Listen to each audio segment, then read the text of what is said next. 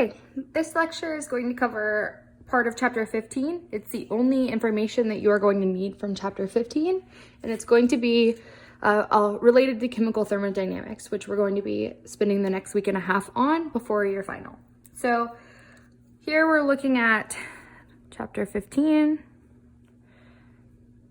and we're looking only at combustion.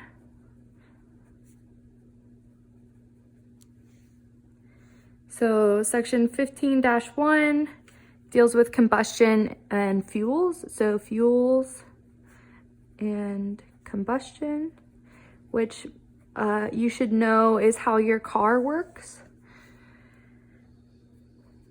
unless you drive an electric vehicle. But so fuels and combustion, these are on page 760, and we're only really going to be looking at the first section of chapter 15. So when we're looking at fuels and combustion, first we're going to look at fuels, which typically we use hydrocarbon fuels. You should have seen hydrocarbons a little bit in chemistry as well as in fundamentals of environmental engineering.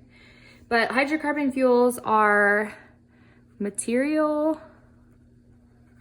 made of hydrogen and carbon. Material made of hydrogen and carbon that can be burned, to release thermal energy.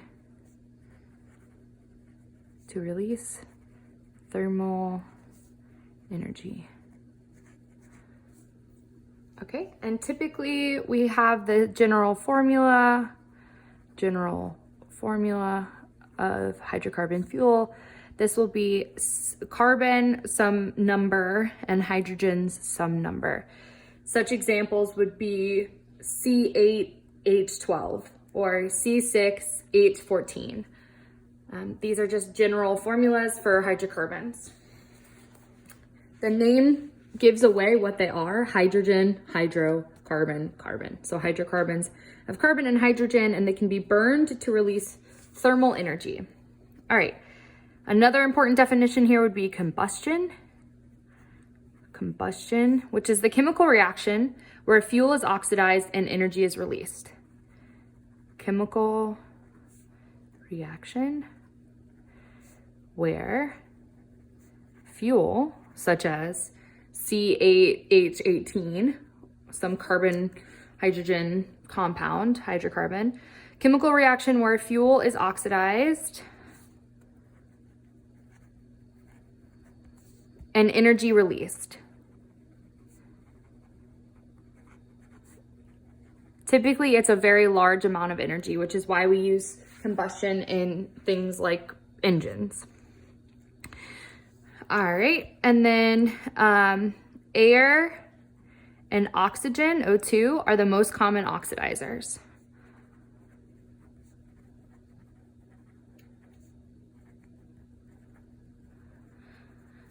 So air is composed mostly of nitrogen, about 78% nitrogen, 79%, and then in air about 20.8, I believe, 21-ish% is oxygen. So either air with about 21% oxygen or pure oxygen are used typically as oxidizers. You'll learn a lot more about these type of reactions in environmental chem, specifically in redox reactions. Okay. For combustion, we have the general formula of some carbon plus some oxidizer like oxygen going to carbon dioxide. So these are considered the reactants. You should be very familiar with this from Chem 2 and Chem 1, and these are the products. And as a note here, the carbon is some hydrocarbon, such as C8H18. But it can be any hydrocarbon that's being used for fuel in this combustion situation. All right, so another concept from this chapter is going to be air-fuel ratio. Air-fuel ratio. which is exactly what it says it is. It's the ratio of the mass of air to the mass of fuel. Ratio of mass of air to the mass of fuel. So we say air-fuel ratio is equal to the mass of air to the mass of fuel. So there is the reverse, the fuel-air ratio, which would be FA, which would be the mass of fuel over the mass of air, but the air-fuel ratio is more common. Okay, so a few additional reminders from this chapter. So when we say standard temperature and pressure, this is called STP, and this is generally 25 degrees Celsius and 1 atm.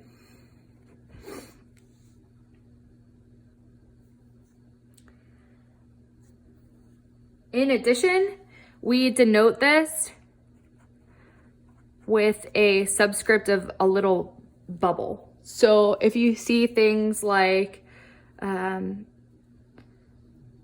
enthalpy with this bubble, internal energy with this bubble, change in Gibbs free energy with this bubble, these are saying that we're at standard temperature and pressure. Okay, another thing, we have exothermic and endothermic reactions. So these are related to enthalpy and related to heat absorption and heat release. So when we have a change in enthalpy, which we should know is denoted with an H, when we have a change in enthalpy that is less than 0, so a negative value, then this is an exothermic reaction. Exo meaning out of, so this means that it's heat producing. It's producing heat out of the reaction. Exothermic reaction. And this is chemical energy is released in the form of heat. Exothermic reaction, where chemical energy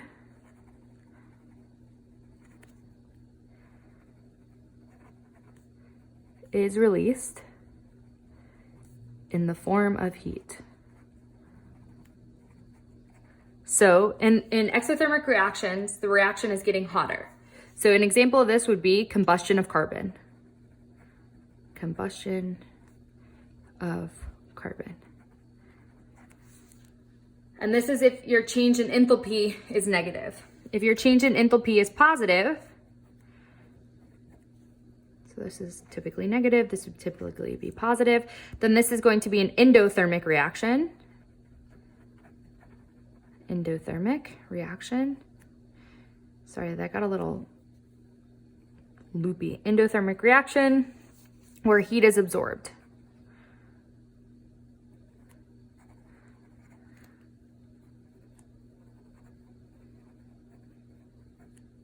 And this appears to get colder.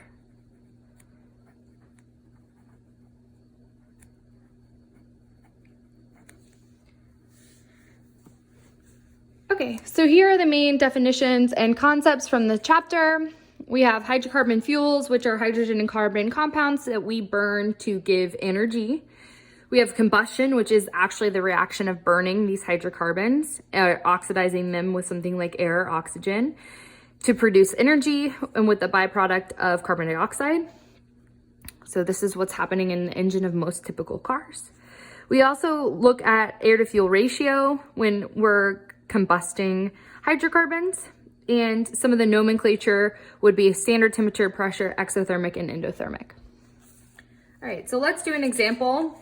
This is almost the entirety of chapter 15 that we've covered so far. I only need you to know the basics of combustion and these nomenclatures. So don't get wrapped up reading too much of chapter 15. I think it kind of overcomplicates a lot of the combustion situation for what you need to know.